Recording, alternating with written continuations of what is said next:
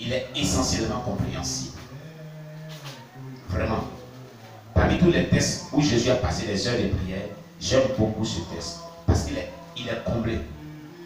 Il est essentiellement complet. Comblé de tout. De tout. Il a dit Jésus, qui était avec ses disciples, il y avait une foule de personnes. Il devait traverser la mer. Amen. La Bible dit que Jésus-Christ, aussitôt, obligea, regardez, il a dit, obligea ses disciples à monter dans la barque. C'était obligatoire. Parce que, regardez, il obligea. C'était impérial. Il fallait qu'il se retire. C'était nécessaire qu'il se retire pour faire des heures. Ces heures-là le manquaient. Il y a eu un vide. Il fallait cela, c'était obligatoire. Il obligea. Il avait violence sur lui pour faire partie des disciples. Vous voyez, lui? Il obligea. C'est-à-dire c'est tellement nécessaire. C'était un ordre. C'était impérial. C'était obligatoire qu'il rentre dans les heures. Car sans ça, son ministère ne peut pas avoir de l'impact. Qu'est-ce que ça veut dire? C'était obligatoire qu'il se sépare de ses disciples pour un temps, pour des heures. Puisque ça fait partie maintenant de sa nature. Sans ça, il ne pouvait pas avoir cet impact. Sans ça, il ne pouvait pas être maintenu dans la sainteté. Quand il se sent un peu faible, c'est obligatoire qu'il rentre dans les heures de prière. Il obligea ses disciples à monter dans la barque. Amen. Il les obligea. Et puis regardez. Et à passer avant lui de l'autre côté, pendant qu'il renverrait la foule. Regardez, c'est stratégique. Il oblige les disciples à partir. Et puis il renvoie la foule qui était avec lui. Je vais rester sur la mon Dieu. Je vais rester sur la pendant des heures, mon Dieu. Laisse-moi seul. Laissez-moi seul. Ce qui veut dire que tu dois avoir des heures seul à se mettre, mon Dieu, toi aussi. C'est obligatoire. Si Jésus l'a fait de manière obligatoire, ce n'est pas toi. Tu ne dois pas le faire, tu dois pas le faire aussi. Tu dois le faire de manière obligatoire. C'est impérial. Les heures de prière de consécration sont impériales. Sont incontournables dans la relation de l'enfant de Dieu avec Dieu. Même le Messie a fait violence dans l'exercice de son ministère pour faire partie des disciples et puis renvoyer la foule. Parce que c'était très important. Très important. Tu comprends? Très, très, très important. Amen, amen. Oui, très important. Et puis, qu'est-ce qui s'est passé par la suite? Quand il eut renvoyé, c'est-à-dire qu'il a renvoyé la foule, il monta sur la montagne pour prier à l'écart. Et comme le soir était venu, il était là seul. La Bible ne nous précise pas quelle heure il est monté à la montagne. Que ce soit dans la matinée, que ce soit dans l'après-midi, que ce soit à midi, on ne sait pas. Nous estimons, prenons par exemple, il monta à la montagne à 9 h. Prenons un exemple, n'est-ce pas? Supposons que c'est à 9 h. Ça, c'est une heure approximative qu'on prend. Amen. Amen. Il monta à 9 h. Et la Bible déclare qu'il restait là seul jusqu'au soir. C'est pas ce qu'il a dit là? Hein? Puisqu'on n'a pas une heure fixe. Même si c'est à midi, jusqu'au soir, ça fait des heures. N'est-ce pas? Si c'est dans la matinée jusqu'au soir, ça fait des heures. Supposons qu'il est monté là à 9 h. Après avoir renvoyé la foule, et après avoir dit à ses disciples de monter de la barque, de partir, ils sont partis. Il monta sur la montagne et il restait là seul. Jusqu'au soir. Ça veut dire dans la matinée jusqu'au soir, mais à midi, peut-être dans l'après-midi jusqu'au soir. Donc il y a eu des heures qui sont écoulées. Nous prenons un chiffre approximatif de 9 h. De 9 h au soir. Le soir, c'est quelle heure? Le soir, c'est quelle heure? 18 h. On va commencer à compter de 9 h à 18 h. Ça fait combien? 9 h, 10 h, 11 heures. Comptez. 9 heures, de 9 heures à 18 heures, ça fait combien d'heures? Ça fait 10 heures. Comptons ensemble pour ne pas se tromper. 9 heures, 10 heures, 11 heures, 12 heures, 13 heures, 14 heures, 15 heures, 16 heures, 17 heures, 18 heures. Ça fait combien de temps? 9 heures de temps. Notre Messie venait de passer 9 heures de temps. Et ce n'est pas fini. Écoutez très bien. On continue. Il a dit, jusqu'au soir, comme le soir était venu, il était là seul. Il n'y avait personne. Seul avait son Dieu. Le verset 24 nous dit, la barque de Jacques au milieu de la mer était battue par les flots, car le vent était contraire. Verset 25. À la 4e veille de la nuit, Jésus alla vers eux, marchant sur la mer. Donc, jusqu'au soir, il était là tout seul. La Bible, il était là seul. Il continuait à prier. De 18 heures maintenant, jusqu'à la 4e veille de la nuit. 4e veille de la nuit, c'est quelle heure? 4 heures du matin. À la 4e veille de la nuit, c'est 4 heures du matin. Vous comprenez bien?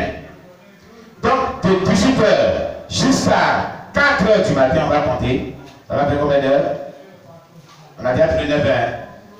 Bon, 19 heures, 20 heures, 21 heures, 22 heures, 23 heures, minuit, 1 heure, 2 heures, 3 heures, 4 heures. Ça fait combien? 10 heures. Donc, de 18 heures jusqu'à 4 heures du matin, ça fait 10 heures. 10 heures du temps plus 9 heures du temps, ça fait combien? 9 heures. Jésus, avec le chiffre approximatif de 9 heures où il est monté jusqu'à 4 heures du matin, Jésus a fait 19 heures du temps à prier son Dieu. Tu comprends? Tu comprends? Est-ce que tu comprends ça maintenant? Tu comprends cela? Le Messie qui t'a accepté, qui est mort à la croix pour toi, était un homme de prière. Était un homme qui durait dans les heures de prière. C'est pourquoi il a dit Pierre, Jean, Jacques, allons à Gethsémani là, venez prier avec moi. Parce que je suis un homme qui a l'habitude de prier pendant des heures. Maintenant, après ces heures de prière, qu'est-ce qui va se passer? Waouh! Qu'est-ce qui va se passer? Qu'est-ce qu'il a reçu pendant ces 19 heures de prière? Pendant ces heures de prière de consécration? Qu'est-ce qui va se produire? Regardez le premier miracle. La première onction qui se manifeste. Il est dit, au verset 25, à la 4e veille de la nuit, Jésus alla vers eux marchant sur la mer. Le premier miracle, Jésus devient comme un papier qui flotte sur l'eau. Il devient léger. Il perd sa pesanteur humaine. Il perd sa pesanteur humaine. Mais il devient comme un objet qui flotte sur l'eau. Qui ne peut pas s'enfoncer, mais qui reste sur l'eau. Quel miracle! Est-ce qu'en temps normal, un être humain peut marcher sur l'eau? Il peut marcher sur l'eau? Il peut marcher sur l'eau? Non. C'est impossible. Humainement impossible. C'est surnaturel. Les heures de prière déclenchent le miracle. Que tu les cherches avec Dieu. Cela sur les heures de prière déclenchent le miracle que tu cherches avec Dieu. Cherche la face de Dieu. C'est un démon qui te fatigue. Cherche la face de Dieu pour quoi que ce soit. Dieu te dit ce matin, pendant ces heures de prière, la guérison te sera accordée. Le miracle que tu recherches avec Dieu te sera accordé. Et tu verras la gloire de Dieu. Quelqu'un m'écoute très bien. Est-ce que quelqu'un m'écoute ce matin? Premier miracle, Jésus marcha sur les eaux. Le deuxième miracle, on va voir. Le deuxième miracle, qu'est-ce qui se passe? Il est dit, au verset 26, quand les disciples le virent marcher sur la mer, ils furent troublés et dit, c'est un fantôme. Et dans leur frayeur, ils poussèrent des cris. Jésus leur dit, aussitôt, rassurez-vous, c'est moi, n'ayez pas peur. Pierre lui répondit, Seigneur, si c'est toi, ordonne que j'aille vers toi sur les eaux. Alors Pierre va tester cela pour voir si c'est vraiment Dieu. C'est vraiment de Dieu. Pierre ne se laissait pas vraiment blaguer. Il n'était pas n'importe qui. Ah oui, il a ses sens. Hein. Pierre dit, écoutez, mes amis, c'est trop facile ça. Et puis ils disent que c'est. Tout ce qu'on voit là, quelqu'un peut pas marcher des eaux, ça c'est des fantômes qui marchent des eaux. Et puis là, nous dit que c'est lui. Non. Moi, je ne peux pas dormir comme ça, debout. Mon cher ami, c'est quoi? J'ai fait même chose aussi. Parce que ici, il irait. Et toi, tu irais. Là, il va croire. Alléluia! On acclame le Seigneur Jésus. Pierre, j'aime beaucoup cet homme. Il dit simplement toi, en fait que je marche les eaux comme toi, là, je vais croire. Sinon, ce qu'il sait, c'est que ce sont des fantômes qui marchent nous. Mais si tu dis que tu es humain comme moi, et que tu marches les eaux, que je te connais, toi, je suis là. Moi aussi, j'ai fait la même activité. Et là, j'ai crois. Quand ma chérie dit, c'est ce que tu dis, c'est réel. Allons ensemble, c'est réel. Si les autres ne peuvent pas marcher dans l'eau, moi aussi, j'ai marché sur l'eau aussi. Alléluia. Et puis, il a goûté à cette notion. Il était vraiment bien. Alors, Jésus lui dit, mais viens. Pour te démontrer que c'est moi, mais viens, Pierre. Donc, le deuxième miracle, Jésus ordonne à Pierre de marcher sur les eaux comme lui. Pierre commence à marcher sur l'eau. Il ne s'enfonce pas. Il ne s'enfonce pas. Il ne s'enfonce pas. Et je suis sûr que Pierre disait, ah, c'est réel, c'est vraiment lui. Hein. C'est vraiment le Messie. Je marche vraiment sur l'eau, c'est lui le Messie. Alléluia. Ce n'était pas un fantôme. Il était dans la réalité. Aussi longtemps qu'il croyait qu'il disait dans son cœur certainement, oui, c'est toi vraiment le Messie. C'est toi. C'est toi. C'est toi. Je crois maintenant que c'est toi. Ce n'est pas un fantôme. Arrivé à ce moment, le vent vient. La Bible dit que le vent était contraint sur la mer. Pierre commence à douter. Est-ce vraiment lui? Est-ce vraiment lui? Je m'enfonce, mais je m'enfonce.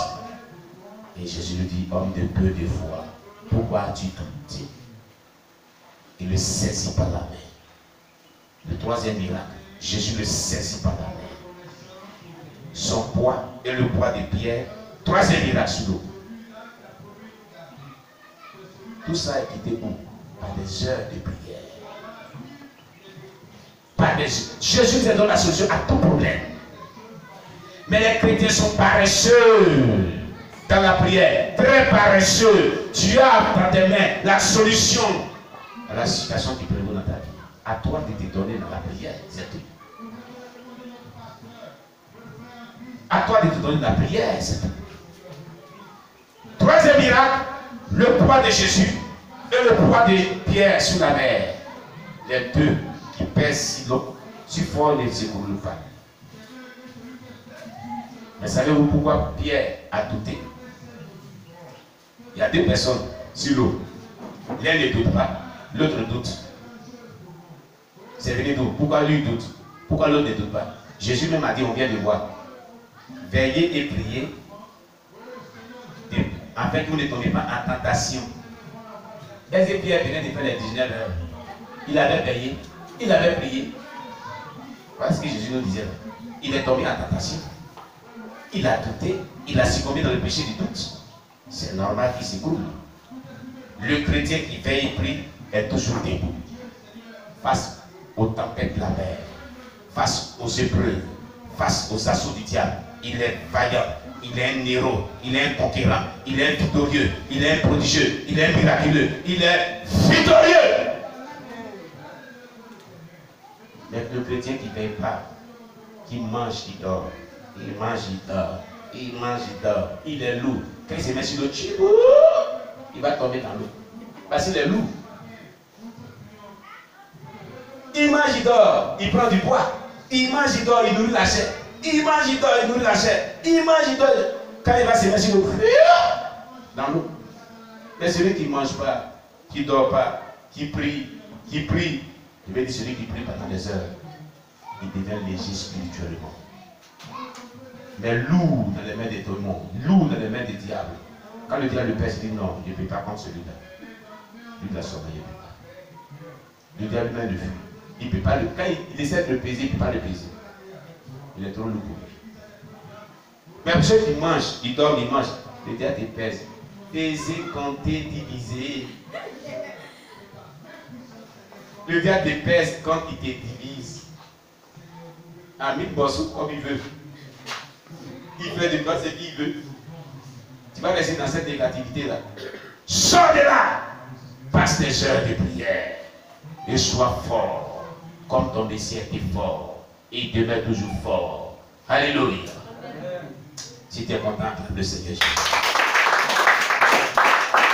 Alléluia. Je dis alléluia. C'est pas fini. Après le troisième miracle,